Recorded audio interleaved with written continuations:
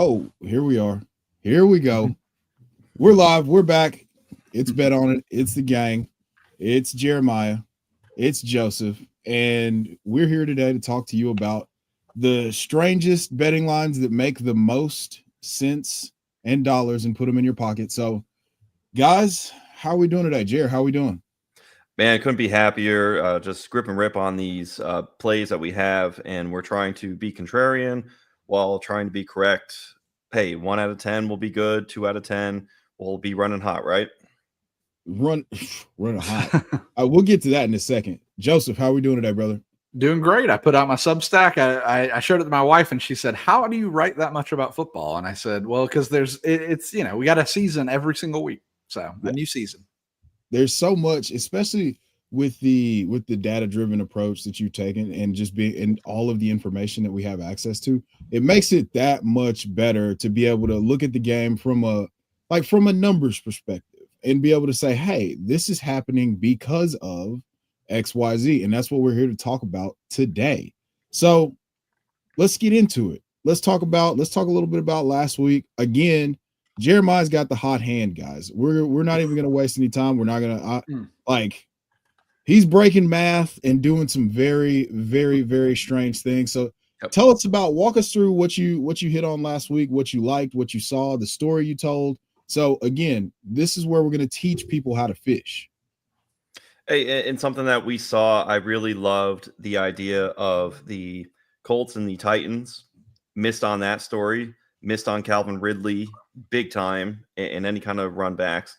The Panthers and the Falcons, you had the Falcons get shut out. Well, what is going on? We had so many different run back combinatorial things that we wanted, and we lost on that. So I just got to say right off the rip, like on Sunday, I really didn't hit too many at all. It was until Monday that I got a big hit.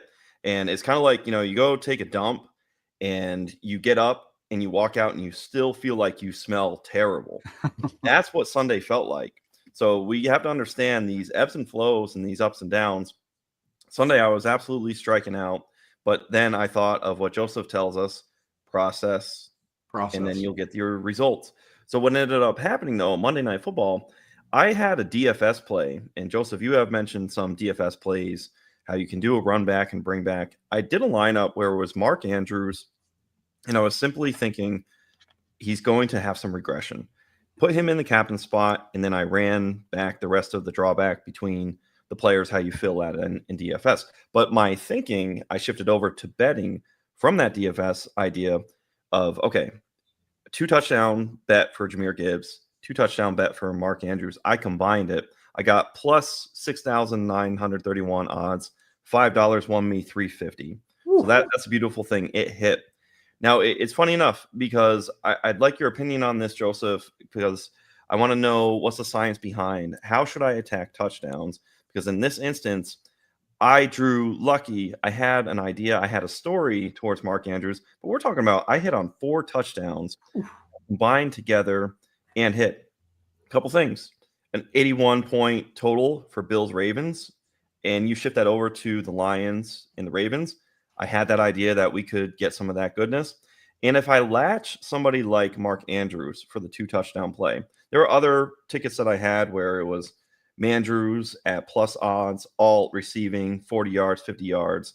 This is actually the wildest ticket that hit because I had other storylines that didn't quite hit, like Lamar alt rushing 50, he hits 35. So I guess what I want to get at too is, when am I going too crazy printing something like this? Because this is a good result for me. But Joseph, I want to make something sustaining. It's a great question. I think so. I think people love touchdown bets, but I get questions every week, especially if I forget to put a touchdown parlay in my Substack. I almost always get questions like immediately, like, so what about a touchdown parlay? Like, what, you got any of those touchdown parlays? And in general, I think that touchdowns are like more miss than hit, right? In general, because they're very not predictable. Like if you try to make a model that predicts touchdowns solely, you're going to struggle. There are certain ways of predicting touchdowns, right? Like where you can have a slight edge, but it's only on very specific players. And it's still not remotely guaranteed, right? So like the best things that I've seen is like positive regression models. So similar to like my route-based hero model or like Josh Hermsmeyer's buy low model. When you are not scoring, say, as many fantasy points as you should be based off of your opportunity, a lot of the time, and this is like proven mathematically, it happens about 12.4% of the time in my models. A lot of the time when you need that regression, that positive regression will happen in the form of a touchdown, because that's like the quickest way for it to happen, right? That's the quickest way to get 6 points added to your fantasy score. And so really the only times I would ever bet on touchdowns is, and I don't get me wrong, I very much am like, there are times to bet on touchdowns. Absolutely. It is very specific though, around like, does this player need positive regression? Like based off the opportunity that they're getting, right? Mm-hmm. And so like, you know, the P Whopper, like when you have a higher P Whopper than you do actual Whopper, and it's like there's a certain distance there, then your chance of scoring a touchdown in the next week is about 12% higher, right? Because that's just how you, like, players complain, right? They're like, hey, I've been open, give me the ball, and then the coach will be like, we'll feed him a touchdown, you know, it'll get him off my back. We can make Alec Pierce shut up, we'll get him a touchdown, right? Or whatever it ends up being. So that's really the only time I would be betting touchdowns. And I wouldn't, like, I would only like add it to say an SGP that I was working on. Like in my Substack, I talk about like Ladd McConkey being a touchdown scorer this week. I really like the idea of it because he is in desperate need of some positive regression, right? He is in desperate need of becoming, of scoring more fantasy points relative to how well he's been getting open and how many routes he's been running. So I don't mind the idea of him scoring a touchdown. But like, I wouldn't bet on him scoring a touchdown and I don't know, just some other giant, like, for no real positive regression reason. If I didn't have like a real reason to bet it, I wouldn't do it. So that's a beautiful point to allude to. And so I wanted to start the show off with that because I want people to understand that there's going to be a consistent process and theme for each one of the plays that we talk about. And before we went on the air, Joseph, we talked about a little bit about Jackson Dart and some other, you know, I have an idea. I want to present that to the group and to all of our watchers and listeners about just having a mobile quarterback like a Jackson Dart. I mean, he had 600 yards rushing. He surpassed that twice, I believe, in college. And you're against a guy like Jesse Minter, who is known for throwing all these different looks. But I think that there's, and you can correct me if I'm wrong, because you did mention, like, well, I'm not going to say what you mentioned because you can mention what you mentioned. That's why we're here. So, but not having any real data or information to go off of with a mobile quarterback in his first start, there's a boom potential here just because you could push the wrong button as a defensive coordinator because you don't know up from down. And you just have an idea after like their first 15, that script, but also you know, you could push the wrong button at some point because you think you just don't have the information, you don't have the data. So I would love for you to elaborate on that. Yeah, no, I think that one of the biggest edges in alt gambling, right? When you're doing alts with various players and everything, is that when you know as much as Vegas does, right? When you know as much as everyone else making these bets, why not bet the alt in a lot of scenarios, right? Like like we don't know anything about Jackson Dart as an NFL player. Neither does Vegas. Neither does anybody else, right? So why wouldn't we think, what if he's better than expected? Because right now, if he's better than we expect, right? If he ends up being a good player, this is the lowest his lines will ever be. Right. So like I mentioned Tommy DeVito as an example, but like when he first came in, his line was 160. That is nothing in the NFL. That is nothing. Jackson Dart's line, I believe, correct me if I'm wrong, is about 190 this week, right? Around there. It's around the 200 mark, right? It's somewhere in that range. Let me grab that off of our sponsor, ProfitX, and hashtag totally a sponsor. I know people mostly throw that out there when they're not a sponsor, but yeah, they are our sponsor, and we're going to get into that in a second. Somebody talk while I pull this up. So well, with that, so like assuming Jackson Dart's line is low, right? Which I know that it is. I just don't remember the exact number of how low. Well, that's the lowest it's ever going to be. And his alts are going to be priced accordingly, right? Your alts are often priced similar to what your over under is priced, right? So like they're priced, I guess, accordingly. So if we assume Jackson Dart is better than Vegas is assuming, we can push that alt up and get a really nice price on it for what is really not that many yards. Like it's not that crazy for an NFL quarterback, even a bad one, to throw for 250 yards. Like that's not that hard. And we don't know how this is going to look. We also do know that, speaking of the Tommy DeVito example, Brian Dable has done it before with, I believe Tommy DeVito is probably a worse quarterback than Jackson Dart. I don't know about y'all, but I think he's probably worse, right? I mean, one would assume, yes. Exactly. So we've got the prop up over on ProfitX, hashtag totally a sponsor. Over 189.5 is where we start at. And I'm going to move it. So, I mean, that's at minus 115. I mean, yeah, I think you got to request the others, but I'm personally interested in like Jackson Dart 250, Jackson Dart, I don't know, maybe in a crazy world 300, right? Like they're in a game that they're fighting, like they swap quarterbacks. They are fighting for Brian Dable's job, or at least Brian Dable's trying to fight for his job. Yes. They're gonna, I should say, the Giants, like as an organization, is very much trying to win this game. It's not like they're just going to go in and run the ball every play. They're going to see what they have in Jackson Dart. And if it's something good, which we don't know, but if it's something good, that's probably going to funnel through Malik Neighbors. Cam Scattaboo's out there as like a full-time starter. The Chargers give up a lot of targets to running backs. That's like one of the things that they've kind of been doing this season. I think that we could be looking at a game where Jackson Dart, and this is again a super alt scenario that I actually do not believe will happen, but it's priced as if it has no chance of happening. Right? That's the thing, is I don't necessarily think it's a probable event, but currently it is priced as if there's just not a chance of it happening. But I think that Jackson Dart can throw for 250 yards. I think that you could probably add on some rushing there. Like you said, he rushed a lot in college. They seemingly want to use him as a rushing quarterback. The few times he's come in, they've like given some option looks and everything. So why not throw some alt rushing in there at the same time? That's going to give you some inverse correlation, right? Some nice inverse correlation. Beautiful. And then Cam Scattaboo, just saying, has a pretty good target matchup. That's from a PFF Insight app.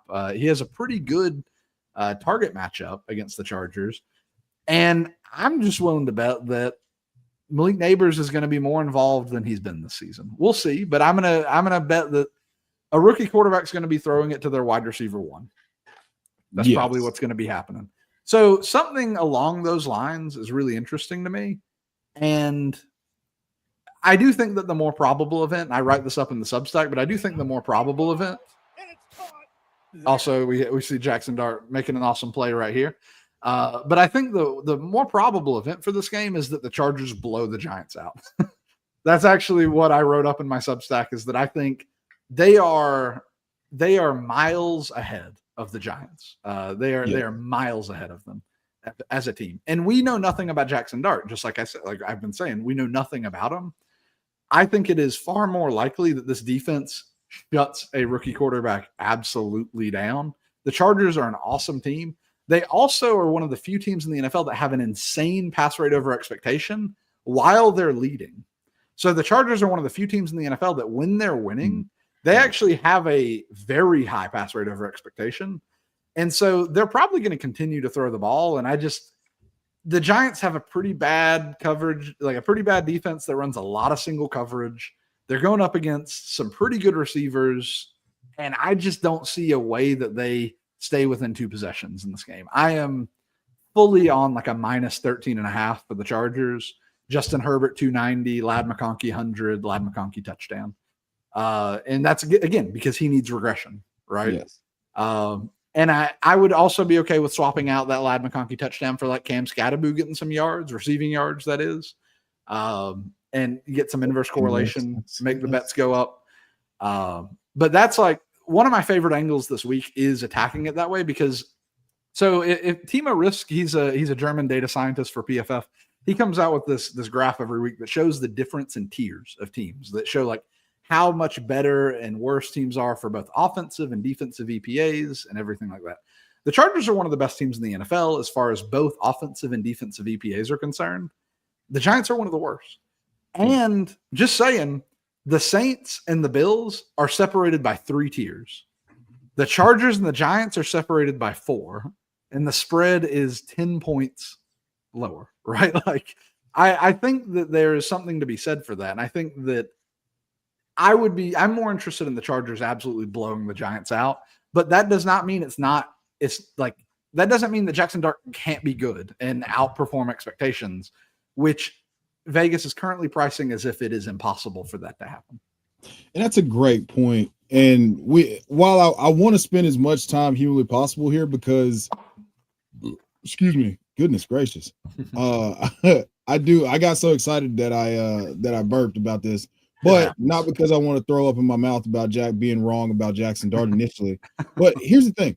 There could be a ton of garbage time here. And if there's going to be a ton of garbage time, that means that there's just more opportunity for him to just play against soft coverage. Hey, we get layups. We see the ball go in. Maybe he runs a touchdown in. Maybe he completes a bomb to Malik Neighbors. I mean, Malik Neighbors was second in deep targets, only to Tyquan Thornton, who's been a route-based hero and a favorite of yours. Shout out to you. But we do have to move on. I wanted to, Jeremiah, let's talk some success. I want you to lay out what one of your favorite stories is that we're telling this week. Oh, yes. So speaking of what Joseph was talking about, you're going to get run back city with Jackson Dart and the Giants. And the beauty is you can can elevate up that second quarterback. If Justin Herbert is going to continually push pace, you're going to get that elevation. And this is a concept in DFS where you start a rookie in their first start like this, you get the best price. Well, we're getting the best price on the books because in DFS it's salary, in the books it's the yards being lower. And to your point, Joseph, the numbers and the cat will be out of the bag should Jackson Dart do well this week, because next week we're talking about the Saints, who I am attacking in this story, and we talked about a little bit on pre-show.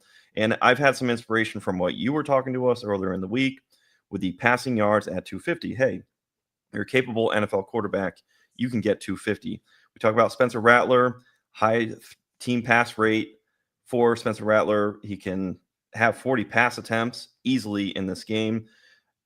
I have this ticket here. It's plus 4,800.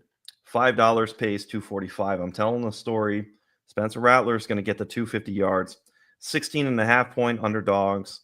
It's going to be dog walk city for the Buffalo Bills.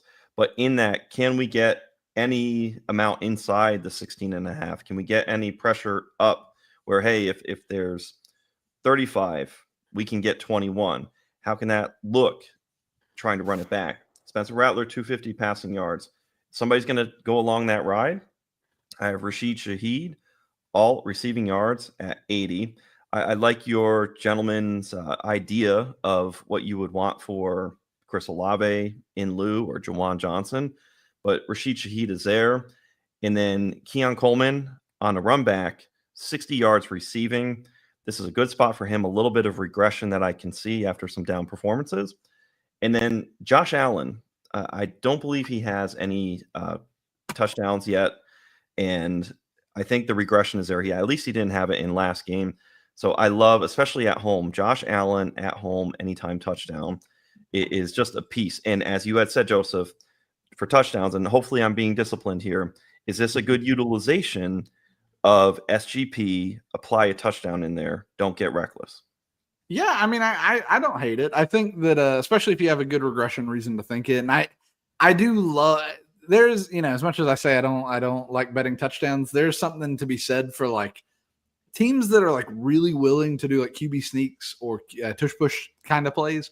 So like right now, to me, the Eagles, the Bills, and maybe sneakily the Colts are all three teams that I really like quarterback touchdowns in those situations, because it's pretty easy for those touchdowns to occur. And that's why I don't mind them, because all it takes is like a pass interference in the end zone, right? Or a play that ends at the 1 yard line. And then all of a sudden Daniel Jones has a touchdown or Josh Allen gets a touchdown. Like, it's super easy. And that's not even to mention Josh Allen's scrambling ability and him being the main goal line back and everything like that. It's just because of teams that do that, that's when I do like a nice quarterback rushing touchdown when the team is, they have an inclination towards running the tush push of some sort. On the Saints angle where I mentioned I have Rashid Shaheed 80 yards to go along with Spencer Rattler, is there any mind towards the type of coverages that are out there? What part of the field may be open that may favor somebody like Juwan Johnson instead? Or that was probably my biggest worry as you were saying your bet. Not that I think it's like an awful thing. It's just that would be my biggest concern, is that the Bills do not allow a lot of single coverage opportunities. Mm-hmm. Like, they are one of the lowest in the NFL allowing single coverage opportunities. And that's because they run a lot of zone. They run a lot of too high shell, stuff like that. And because of that, Rashid Shaheed is a player that thrives in single coverage opportunities. Mm-hmm. And again, it doesn't mean he can't get there, right? It just means that the path is a little bit harder. Yep. I think that having looked at the data and everything, Juwan Johnson and Chris Olave are the two players that have thrived so far this season when not given single coverage opportunities. So, like, when given that kind of zone coverage, those kind of looks, they have outperformed their expectations by a relatively decent amount. And they both have the highest PWOPers on the team. So those are two players that they're just more interesting to me as bringbacks. It doesn't mean it can't happen with Rashid Shaheed, right? Anything can happen on any given play, but it does mean that the path to victory might just be a little bit harder if you use Shaheed instead of, say, Juwan Johnson or Chris Olave. So would it be wise, and this is essentially, I think, what I'll end up doing based on what you're saying, the ticket that I just printed, I've already placed the bet, but hey, if I like the thesis and I like 3 out of the 4 of those plays, the Allen touchdown, the Keon Coleman alt receiving at 60, Spencer Rattler to get 250. Hey, guy's an NFL quarterback, going to throw 40 plus times. Hey, I put Juwan Johnson alt receptions in there. I don't hate that at all. And to take that a step further, if I were to add alt receptions for like Juwan Johnson, or if I'm as confident as you're saying about, like pass attempts, like thinking about how to get those involved. Again, you want to keep it under 4 legs if you can help it, right? You always want to do that, but seeing what gives you the best price, right? Like, these algorithms act differently every time you put something in. So, like, seeing what kind of gets you the best price out of, like, the best combination of 4 legs out of those 6 legs, like out of that, out of what you're interested in. Because the more attempts, the more opportunities for reception. So I do sometimes like combining my attempts with receptions, because if they have more attempts, there are just more opportunities for receptions. So they go hand in hand. I like it. So it sounds like for the audience, we need to attack Juwan Johnson, Chris Olave, and the lesser likelihood is the Rashid Shaheed play. But if we want to put that ticket, what I'll end up doing is I'm going to attack kind of to what you're saying, getting the tutelage here, teaching me to fish. And I'm going to print these tickets with some Olave and some Juwan Johnson and see where it takes us. Yeah, and I will say the thing about Shaheed that is more interesting than the other players is he's a player that could take like a jailbreak screen for 60 yards and a touchdown, right? He's the big play threat on the team. So it's just that the Bills don't let that happen a lot. So it's like, that's the hard part with that is like, we talked about last week, having one side of the bet being like one of those big play threats is helpful, because if they do get that big play, well, then you just hit your bet, and now the other side has a chance to hit their bet. And that's the DFS bring back approach. It's just with Shaheed, the matchup just doesn't make a lot of sense for for it to happen that way.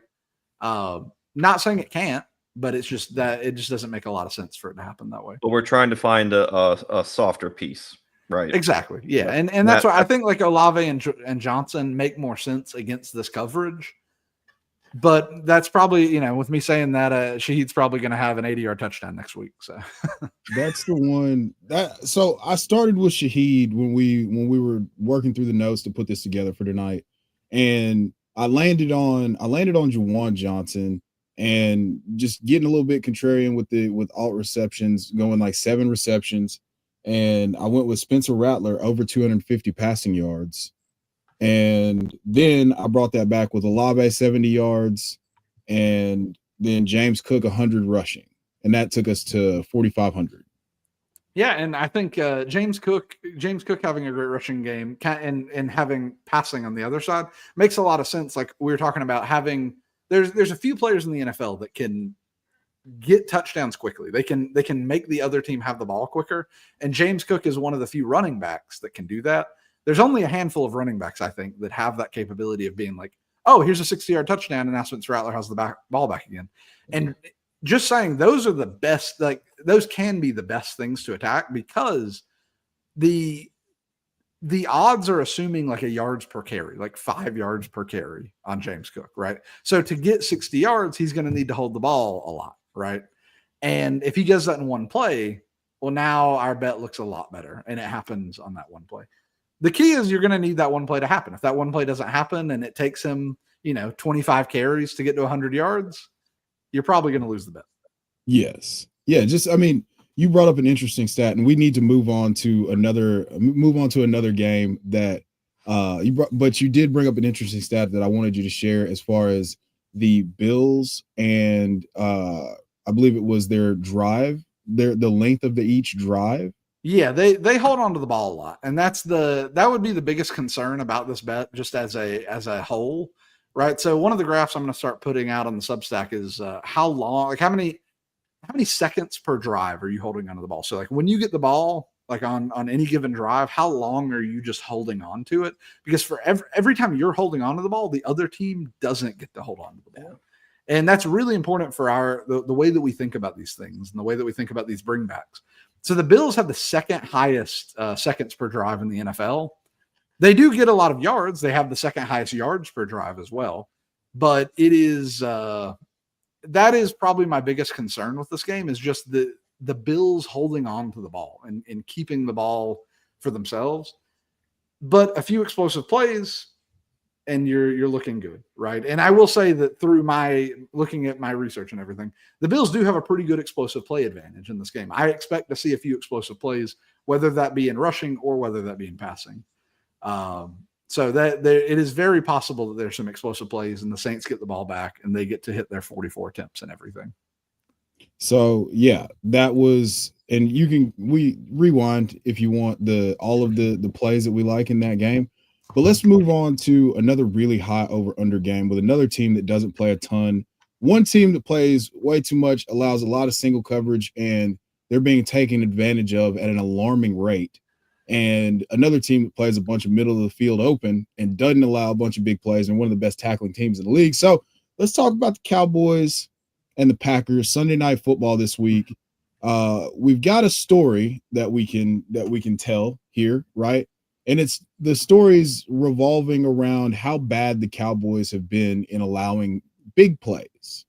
And one particular guy would you say he's due for a big play? I mean, are you talking to me about due for a big play? I mean, I think that he's been getting the highest ADOT on the team. Matthew Golden has been getting the that high ADOT. You really like to see it. And I think that if there was a time for him to have a big play, it would be this week. That's kind of the lean. That's the first part of the story that we're telling ourselves, right? That's the first piece of the story. The second piece would be the middle of the field open, as you've alluded to a lot. That's a lot of, cover 2, cover 6, basically quarters coverage on one side, cover 2 on the other side. So there's a lot of middle of the field open opportunities. And the one place that the Packers have been had to a degree is against tight ends. So the second piece of this story for me would be, Jake Ferguson, who's been, I think he's leading the league in receptions at this point. So do you have kind of a lean as far as that goes? Well, so for me personally on this game, I didn't write this up as like a major game in my Substack, but I do think that it is very interesting to think that Love and the Packers just shred the Cowboys. But that I think it's one of those instances I worry that, well, we saw that happen last week. That'll happen again, right? And I worry about that a little bit. Sure. Because sometimes it doesn't happen again, right? Teams adjust. Teams do get better. They adjust. But I say this in my Substack, but we have either single coverage defense or non-single coverage defense. So you have are you going to play man-to-man, or are you going to play zone single? So cover 3 often allows a lot of single coverage situations, even though it's a zone coverage defense, because the outside receivers are basically in single coverage, right? So you have single coverage defense, and you have non-single coverage defense, which is zones in the middle of the field that are just kind of covering space, and they're kind of near the receivers. And that's like a non-single coverage defense, right? And then you have the Cowboys, which they're not covering anybody. And I think that's what gets really interesting, because the Packers are a team that thrives against single coverage, and they really don't have any great players against non-single coverage, though typically tight ends are where non-single coverage players succeed. And so Tucker Kraft is a really interesting name for that reason. But the Packers don't have anybody that's specifically good against non-single coverage on their team, or at least this year they haven't been that good. And the Cowboys, in theory, don't allow a lot of single coverage to develop, but I think that's because they're just not covering anybody. And that's where I'm really interested in some kind of golden play, golden getting a big play or two, right? Kind of similar to Luther Burden last week. And Tucker Kraft is probably the most interesting pure receiver. If I was really interested in just a receiver getting yards, it is Tucker Kraft being the most likely, most interesting player. I think everyone's going to have a lot of yards. If the Packers decide they want to pass the ball, I think that they're going to have a lot of yards. So, Jeremiah, you have an interesting angle to this game that's a key part of this story as well. So why don't you tell us a little bit about where you're headed this week, where your mind took you to construct your story for this game between the Cowboys and the Packers? Well, I would say in gambling or in betting, in odds, all these sorts of things, what's a phrase that we always hear? It's fade the public. And the public is I get a little worried when everybody and their mother is on a player, because it should happen. It ought to happen. But there's what you think is going to happen and what actually happens. It's constant. Look at forward into this week and look back at how much you got wrong. I talked about all my Sunday tickets that I had. What I thought was going to happen didn't happen. And just mass that out all across the country, people who are just avid NFL and football fans. So for me, I'm sitting here thinking okay, we love the play. The process and the play is correct on attacking the Dallas Cowboys because they don't cover anybody.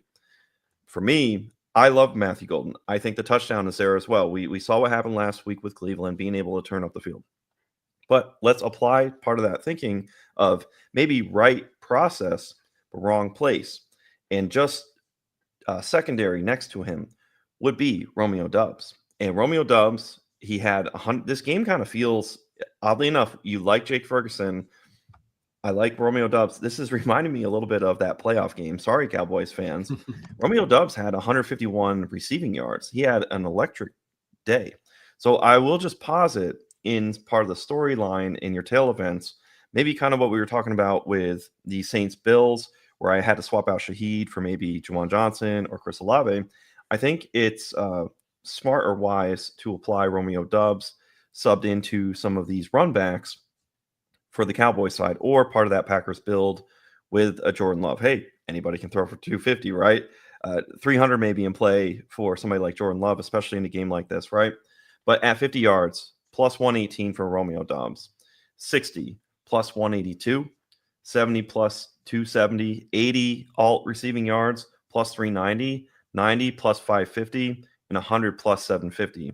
So you have an opportunity. I would just ask you, Joseph, for those numbers that are appealing, is it plus 270 at 70, plus 390 at 80? How do I make this appealing if I want to go down the Romeo Doubs route and pair it? Who would you pair it with? Would you pair it with a Jordan Love? I'm just seeing opportunity where the public is on Matthew Golden and the sports books are surely on the hook for plenty of bets for Matthew Golden. So where, kind of like 3-card Monty, go where people aren't. You're close, Romeo Doubs. Yeah, the reason why I stayed away from writing about this bet and like in an in-depth way on my Substack is because there was nothing I could find particularly, at least on the Packers side of the ball, that made sense from like this one player has a massive advantage, right? Like there was nothing that I really found. And I think that like, it's more like they all have good advantages. And I think that if anything, and I don't like betting this way. So like, this is why I'm not going to do this bet.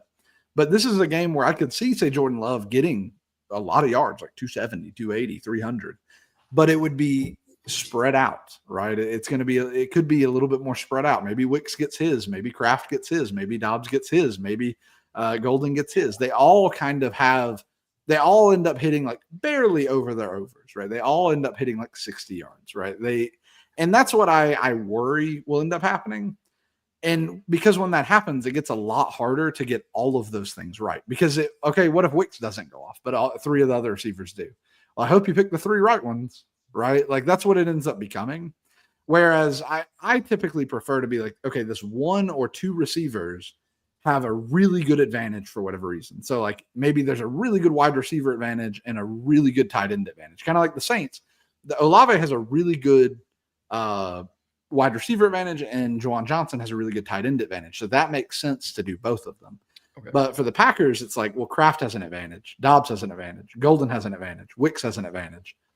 Well, I don't know who to bet at this point, right? So does that make sense? Yes.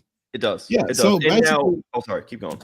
No, you're fine. No. So what we're looking for is a specific advantage, like a coverage advantage or a coverage mismatch with a specific player in a specific role, as opposed to just a group having an advantage over another group because of the fact that the one group just sucks in the Cowboys coverage unit, as opposed to one player having a very specific advantage, like Tyquan Thornton previously having a huge advantage, right, and then landing the plane for us in week 2 against Philadelphia, right? And that's a great example. Yeah, I think that like that's like where, at least that's how I do things, right? Like people don't have to do it the same way I do it, but when it becomes this, like this whole positional group has an advantage, like all the receivers have an advantage, but no one really stands out for whatever reason, then it's like, it just gets a lot harder to nail that, right? Because it could be anybody that goes off.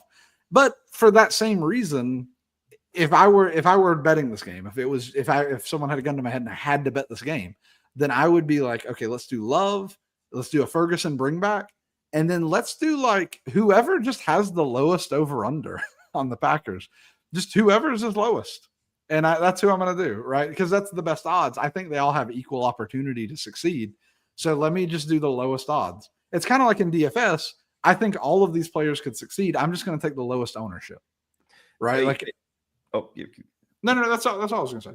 So my question to that, as you were saying, I'm glad you brought up the yards, because Romeo Dobbs over under is lowest between he and Matthew Golden is 41.5 to Golden at 48.5. I haven't seen the alt lines posted, but by virtue, am I right in my process and thinking of Dobbs at 41.5, his alt receiving lines will be better. I just read out are going to be higher than somebody like Matthew Golden. So when we think of wider distribution of plays to higher payout, is this something that we have where, hey, that's something we should attack, because percentage wise, we're getting most against the books. Yep.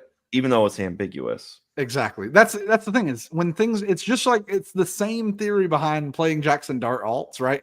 It's ambiguous. We don't really know what's going to happen. So why not just take the thing that's cheapest, right? It's like, I don't know, walking into a store and you have 3 mystery boxes and they're all they're all different prices, but you don't know what's in any of them, right? They're all the same thing. Like, get the cheapest one. Why wouldn't you get the cheapest one? Hey, it could be that's the idea. It could be a boat. It could be a boat. And maybe Matthew Golden's the boat, maybe Romeo Dobbs is the boat, but we don't know. And so that's why, like, I am interested in that. I think just to wrap this up real quick, Matthew Golden has a 14 predicted ADOT. Romeo Dobbs is 13. They run similar routes, right? They're both running deep downfield. If the Cowboys suck like we think they're going to suck, they both are going to have opportunities to do things. Betting on both of them gets harder. I would bet on one of them, and I would bet on the cheaper one. Okay. And I was going to ask, you wouldn't want, they would siphon from each other, and for the unpredictability between Wicks, Dobbs, Golden. And you have Kraft there. Don't forget. Yeah, Kraft he's going to get his. So you ought to make a stand on one, then suffer the exactly. You want to take a stand on one player and then hope that you're right. Because I also prefer Dobbs because he has a better P-Whopper. Talking about P-Whopper, his is like a decent amount better than Golden, though Golden's is trending upwards. I don't think it's going to flip this week. It's not going to flip this week, but he has a better P-Whopper. He's running valuable routes downfield. He has a rapport with Jordan Love. There's just a lot of reasons why, if anything, their over under should be the same, and you're getting Dobbs at like a 10% discount, or 10 to 20% discount. So why not? Okay, that's what jumped out to me, and hopefully, Malcolm Gladwell talks about market mavens, and the tuna fish is on sale, and I just wipe out the entire thing. Hopefully, I'm doing that with Romeo Doubs, but as to your point, have reasonable expectations. The unit that I place is going to be level because I want to place one tomorrow and talk about being right and after the fact and end up being wrong process. Exactly. Okay.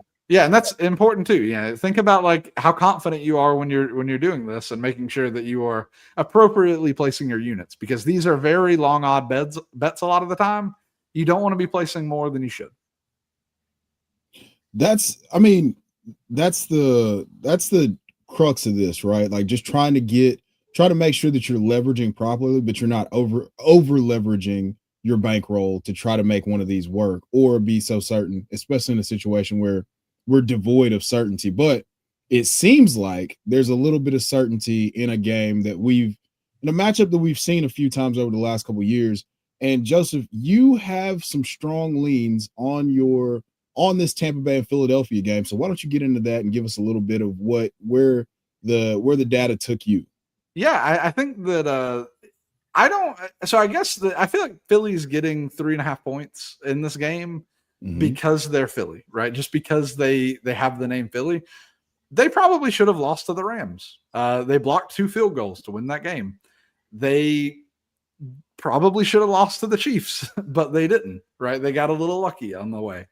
I don't necessarily think this is a great team. I just really don't think that this is an awesome team. And I think if they continue to play like they have this season, I think that they're going to lose to the Buccaneers. And I think that they may lose by a lot if they don't adjust quickly, right, in this game. There's a lot of reasons I think this, but just from I think Judah Fortgang calls these first principles perspective, but the Buccaneers have a better, I talked about Timo Riske's graph that he makes for PFF. They are better. They've been better in offensive and defensive efficiency than the Eagles. The Eagles defense really hasn't been generating a lot of quick pressure this year. The Tampa Bay Buccaneers lead the NFL by a margin in generating unblocked pressure, right? That getting blitzes to Jalen Hurts, I believe they'll be able to get a few blitzes to Jalen Hurts without a single person touching the blitzer. And how Hurts responds to that is very important. He hasn't been exactly great at responding to that. I think he was 40th in the NFL last year responding to unblocked pressure. So he's going to have to deal with some unblocked pressure. I don't know exactly how he's going to handle that. I don't know if he's going to try to throw it downfield. The Eagles have been pretty set on running the ball, though last week they showed a tendency to be able to pass it in the second half. We could have won a lot of money had they had more than 17 yards in the first half. That was one of my big calls last week. But, what do you do? I think that if the Eagles come in with a similar game plan to what they had last week, they're going to lose this game. And I think that they are eventually, if they come in with that plan, they will also eventually start passing it. And Jalen Hurts has really low yardage again, right? His passing props are really low. They're like 190, maybe lower. It is a situation in which I think they're going to push the Eagles. And depending on when the Eagles decide to throw the ball, whether that be at the beginning of the game, I think the Eagles can win this. Or if they take too long to figure that out and they try to run against what is the best run defense in the NFL, I believe that the Buccaneers are going to win this game. They're going to do it through Emeka Egbuka, and they're going to do it through Bucky Irving. So that's kind of where I'm at with this. I think that, and the bringbacks are awesome, right? You can bring back AJ Brown, you can bring back Jalen Hurts passing, right? With the idea that, okay, they're going to have to start passing when they're down by 14, right? You can bring those ideas into play. But my general story on this game is that they're not going to be able to run the ball. And when they're not able to run the ball, they're going to fail. And not to mention the Buccaneers are pretty good at what the Eagles are bad at. I guess, like if the Eagles end up allowing unblocked pressure, Jalen Hurts is not exactly great at responding to it. And currently the Buccaneers get unblocked pressure about 20% of the time they try to. Or I guess 20% of the time, just overall, I should say. Here's a question on game flow, and hopefully I've got this right. I'm trying to learn here as well. But let's say somehow that the Eagles have good blocking, Hurts has time. We have some data that says the Tampa Bay Buccaneers are 5th in cover 0. Any shot or any liking towards somebody like Devonta Smith, kind of the same principle of Dobbs versus Golden, where Devonta Smith is going to print cheaper lines. Alt receiving, the over-under for Devonta Smith, 49.5. Alt 60 plus 144, 70 plus 220, 80 plus 320, 90 plus 470. Is any of that possibly appealing to you, or do you just think it's not in play? So I think that this is an example of one where I actually think there is some data to suggest that AJ Brown is the favorite target in single coverage situations, right? Like he is Jalen Hurts' favorite target when there's a single coverage situation.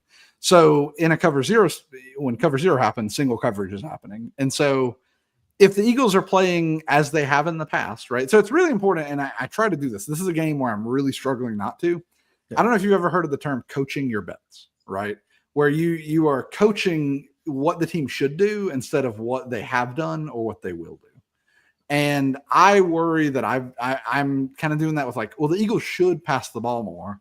So X, Y, and Z. And that's why I'm focusing on the Eagles aren't going to do that. The Eagles are going to try to run it. They're going to fail and they're going to lose. That's why I'm focusing on that story in my head, because if I say that the Eagles are going to miraculously start passing the ball more, maybe they will. And the thing is, I'm going to have a bet that says that. Absolutely. But it's not going to be the majority of what I bet on, right? I will still have a bet just in case, because all of my models are saying that the Eagles are being severely underpriced for passing right now. So I'm going to have some bets that say they pass the ball. But I think that we have seen that they have been very unwilling to do so. And the reason I bring that all up is because we've seen that the Eagles tend to pass the ball to AJ Brown when given single coverage opportunities. Jalen Hurts likes AJ Brown in single coverage opportunities. So given that logic, I definitely prefer AJ Brown's lines in that case, but Devonta Smith has the best PWAPper on the team. He has the best share of predicted targets on the team. He doesn't have the best share of predicted air yards, but he does. He's doing pretty good, and he's good at getting open. So it's not that I'm not interested in that. It's just that to me, there are more reasons to like AJ Brown here. It's not an equal. I wouldn't say it's like 50-50. Yeah. It's more like 60-40 or 70-30. Mm-hmm. Would you end up wanting to go contrarian further and place a money line for the Tampa Bay Buccaneers? Absolutely. Yeah, absolutely. Okay. That's where how does that juice the odds too? It juices them a lot. Yeah. So if you say go like the way that I've been approaching this is say go like Baker 290, Emeka Egbuka 90, Bucky Irving get some work in there. I forget exactly what line I put on him. And then Tampa Bay wins the game, and you can get plus 5,000 pretty quick, right? Like you can get above that pretty quick.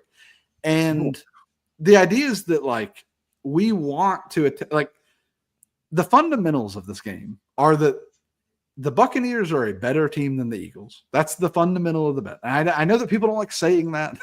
Yeah. Right. People definitely don't like saying that. But the Eagles' rush defense hasn't exactly been great, even though I love Jordan Davis. Go Dogs. The rush defense hasn't exactly been great. And the pass defense hasn't been that great either. I just think there's a lot. They're just really good at holding onto the ball, and they're good at running the ball. But the Buccaneers are the best team in the NFL at stopping the run.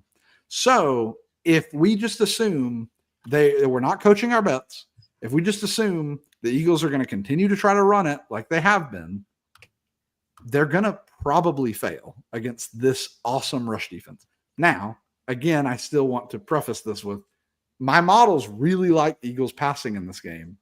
I will still be betting Eagles passing in this game, but it'll be a smaller part of my portfolio relative to Buccaneers win, and they do it through Baker, Emeka, and Bucky Irving.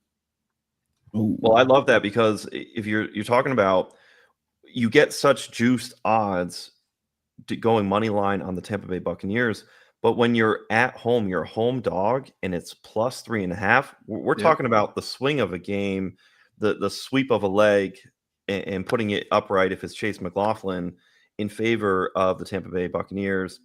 And I just want to add one more thing with what you're saying. I would take it, there's part of me that would take this a step further and just say minus 5.5 on the Tampa Bay Buccaneers, right? Like that. The crazy part of me is like, why not just blow them out? Because it's happened before. They literally played last year and they blew them out. This is one of my points to why I think Tampa Bay is one of the best, most dangerous teams in the NFC. They beat all the good teams in the NFC at one point or another. But Todd Bowles is a beast. I just think this defense is something that is scary for certain quarterbacks, and I think that Jalen Hurts is one of those quarterbacks that this is a scary defense for. I think that I lean to Tampa Bay winning, and there's part of me that's like I will have a bet, at least one, where Tampa Bay blows them out, right? Like it is a full-on blowout, and there's basically no bets I have that would say like Saquon has a good game. It could happen, right? It definitely can happen. Saquon can break off a run at any point, but it's just, this is the fundamentals just don't say it will, right? This is an awesome run defense. This is a team that is awesome at blitzing. Jalen Hurts isn't necessarily good against these things. It just there's a way either the Eagles are going to pass the ball and keep it close, or the Eagles are going to fail miserably at everything. And then the Buccaneers are going to blow them out. So, and also why you wouldn't take the Saquon line is because you're not getting wide enough of a distribution for payout. Is that correct? Exactly. Yeah. Like it just doesn't there's just nothing that makes sense on that. Too much of an even bet, right? Yeah. I mean, if that, it may even be a bet, not even an even bet. It's you're running into a brick wall, and there's no real reason to have confidence in that. It's more of a fundamentals thing at that point. This is the Buccaneers have fundamentally been a better team than the Eagles so far this season, and they've been the best run defense in the NFL. So there's no reason to think that there might be hope there for Saquon. Again, he's one of those players that can break off a run at any point. It's just there's no reason to think that if the Buccaneers had an average defense, I'd get a lot more interested at that point. But it's just they don't have an average run defense. Well, isn't the beauty of this too that if you can see it before it happens, the whole world is shocked Sunday night when they watch Football Night in America. After the outcome. The Buccaneers won by 30 points. How did that happen? So. Yeah, and you're seeing a path and you're telling a story. And this is the stuff that we love because it's all easy to front run when it's obvious for the victor. And it would be actually right now for Joe Public, it would just be so easy to do everything the opposite of what you just said. Hey, Saquon Barkley is going to have 100 rushing yards. They're going to eat the Tampa Bay Buccaneers lunch, and they're the Super Bowl champs. Yeah. And then you get plus 1,000 betting that too, by the way. So instead of seeing hey, this is a team that has tempted fate, to your point, should have lost against the Rams, didn't. And it was a tighter game than people may want to admit versus the Kansas City Chiefs. It was, the Chiefs, they got very unlucky in that game. And the Chiefs, I'm not the Chiefs are a good team, but I don't think that they're world beaters this year. And I don't know. I think that the Eagles 3-0 record right now is a little bit fraudulent. I think that the Buccaneers are a very good team that gets the home field advantage too. I don't really care about home field advantage too much in the NFL, but I do think it means a little bit of something. It does mean something. And again, my biggest thing with telling the story for this game is honestly, it's the fact that Tampa Bay has already stared them down, beat them in the playoffs, and then destroyed them, dismantled them in Tampa Bay just this time last year. So we're looking at a team that has zero fear when they look across the field. Super Bowl champs be damned. So yeah, that's the story that you can kind of tell yourself, and we can get some ridiculous odds if we're going plus 5.5 for the Bucks. If we went alt there, like that's nasty work, man. Yeah, minus 5.5. Yeah, doing a minus 5.5 on that. Minus 5.5. My bad. Yeah, plus okay. minus 5.5. Yeah. So when you do minus 5.5 and you say that they, to me it's definitely possible that something like that. And if I were betting that, I would also bet I'd think about betting like Jalen Hurts interceptions, because if they're going to blow them out, that's probably how it happens, right? Right. So I think that there's a lot to dislike about the Eagles being favored in this game. I will say, and I just want to make this super clear, that I still think that the Eagles have a decent passing advantage. That doesn't mean that they have an advantage to win the game, but that does mean that we're losing by 2 touchdowns. Let's start passing the ball, right? Like that is absolutely a possible outcome here. And I'm interested in my bringbacks. The Eagles have such good bringback options because it's really only 2 players that can be in the bringback. And really AJ Brown stands out as a player that, if the Buccaneers are running a lot of single coverage, if they're doing their cover 0 blitzes, AJ Brown could break off a touchdown pretty quickly. And then they're only losing by 7 at that point. That's like the Chris Paul hits a 3 to cut the lead to 42 meme. Like that's ridiculous. But and then that's just assuming that we're right? Like that's the whole thing that we're doing, is saying I'm right and I'm going to be confident in it. Right. And I and then betting as if you can tell a story using data correctly. Well, that's the name of the show, is Bet On It. And Bet On It. Guys, Bet On It is brought to you by ProfitX, the #1 peer-to-peer sports prediction market in the entire multiverse universe, whatever. So you can get the best odds on the internet, by eliminating the house. So, use ProfitX, sign up for using promo code FFD, and get up to $200 cash back over your first 30 days. Every play you make, ProfitX gives you money back for playing on the platform. So we've got a couple plays this week. I'm going way in left field. Okay.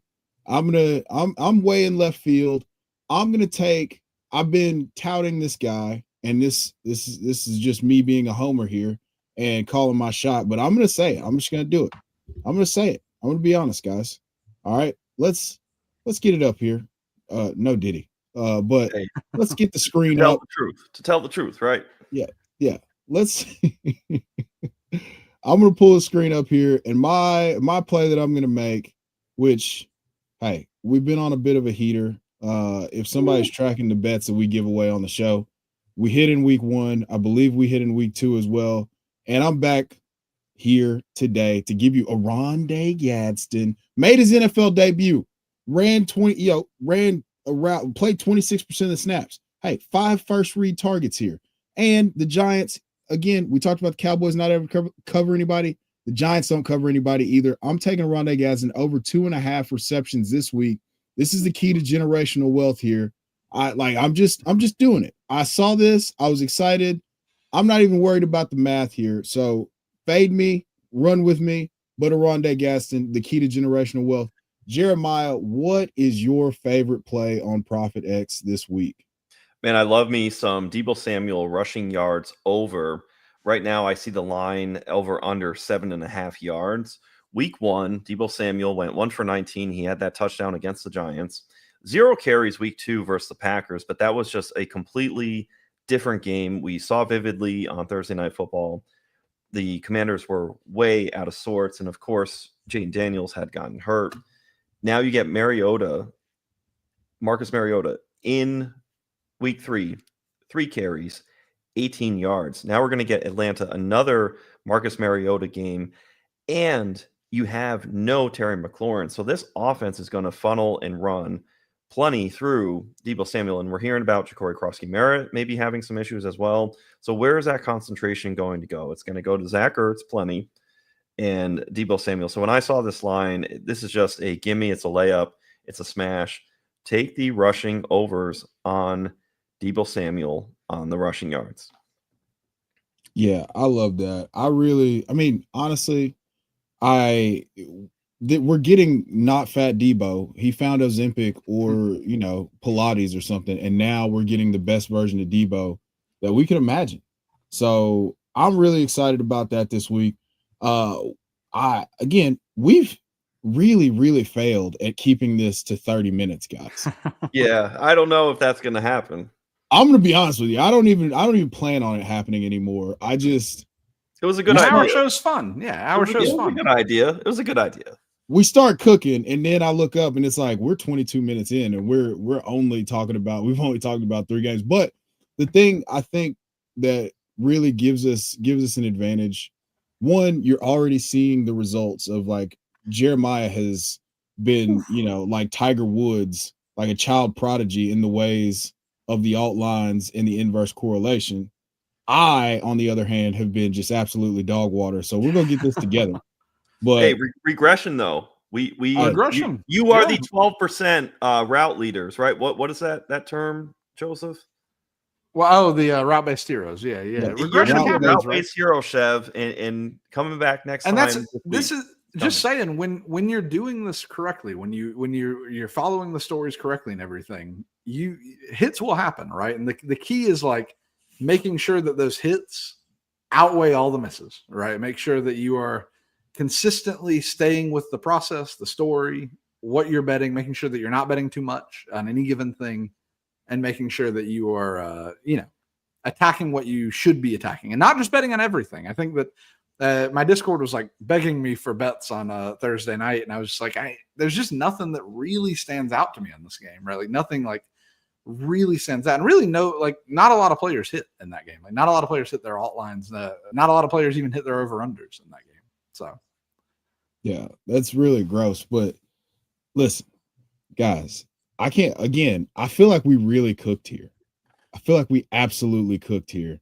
So, before we spent an hour, and if you don't feel like you're smarter or sharper going into the weekend to bet on it, all right, then I don't know what you were doing here. You clearly weren't listening to us. But before we get out of here, Joseph, tell us where we can find all of your work. Again, we were talking online. Just tell us where we can find all your work, because I'm a big fan. Besides us doing a show together, I get better as a player, as a fantasy analyst, just listening to and reading your work. So tell us where they can find it. Yeah, you can find me on Twitter and Substack at Koala TY Stats. I publish a lot there. I wrote a book today that published for NFL Week 4 predictions and kind of what I saw going into this week. And I write articles for PFF, Route-Based Heroes, and Coach I Was Open. Those should be coming out at some point in the next 24 hours. They usually come out on Fridays, but I think the editor wasn't able to get them out today, so it should be coming out hopefully tomorrow. But yeah, I write articles each week that it predicted Trey Tucker. So what do you do? Hey, yes, and that's again, guys. This is not just like us getting on here talking about things. He's been on this since week 1. It's like, hey, this is a thing. You need to be on this. But we're not. Hey, we're not gonna toot our own horn here. We're here to tell the people where we can find us. So Jeremiah, tell us where we can find all of your work. Hey, I will say, make sure you crash alt receiving and some touchdown play on Adonai Mitchell. That's just something that I had to get out there. We never got to him. That's a great call. I am very interested in him this week. Yeah. A sub for Alec Pierce. A little bonus action there. But look, you can find me at Player Profiler, Trey Gods with you, Chev. We can do the kickers and defense. That gets us started thinking of the lines. We talk about the lines on that show, how it relates to the kickers and defense, and it gets us thinking about maybe that correlation with Bucky Irving to what Joseph was talking about in the Tampa Bay game. And hey, if Bucky Irving's going to go off, kickers and defense and running back, a DFS principle, you're going to win by 6 points. You could see in the pressure with Hurts and the interception, you can see all the stories there. Come find us. But something I want to say in lieu of kind of, where you can find me, if you're the smartest one in the room, you want to leave. So the beauty is I like going to places where I'm not the smartest one in the room. And I think the beauty is for the audience, for all of us, we can collectively experience this where, hey, I'm going to keep going somewhere where I'm not the smartest guy in the room, but I'm going to get better and I'm going to get sharper. So I think that's just my little token of wisdom for everybody showing up to listen and to watch. Go back to our first 2 shows. They're evergreen. There's a lot of evergreen principles that we've covered. And I've really enjoyed the fact that there's a different style of play or bet that we've analyzed each week. And we're going to see those different moves. The reverse line correlation may come back for Adonai Mitchell this week. And there's just different things that get covered. So please, by all means, like, subscribe, comment, share. And the beauty is, here's last one, and I swear. We play fantasy, and people will say, hey, don't tell about this person because you don't want your league mates to know, like, hey, I've got an edge because I listened to this podcaster. The beauty is when you're betting and I'm throwing in a ticket, I'm texting it to my buddy. My buddy's wanting to print that ticket too and win themselves. So the beauty is when you're making these plays, a lot of people are on the same side. Yep. So it's us versus them. It's not us versus each other. Right. So, world peace. Yeah. Meta world peace. Hey, listen, I'm Chev Sanders, aka Chev GPT. You can find me at Chev90, all the link tree, all that stuff. And I'm here and on the FFD redraft or FFD fantasy. I always get that wrong. I'm like, it's the redraft. We called it the redraft channel before it was a real thing. So now I always, in my mind, I'm like, the FFD redraft. And it was like, that's the logo, not the name of the channel. So anyway, thank you guys for tuning in. I'm gonna put up some slips on my Twitter X, and these guys will retweet it. And you can get the keys to generational wealth there. Until next time, y'all take care.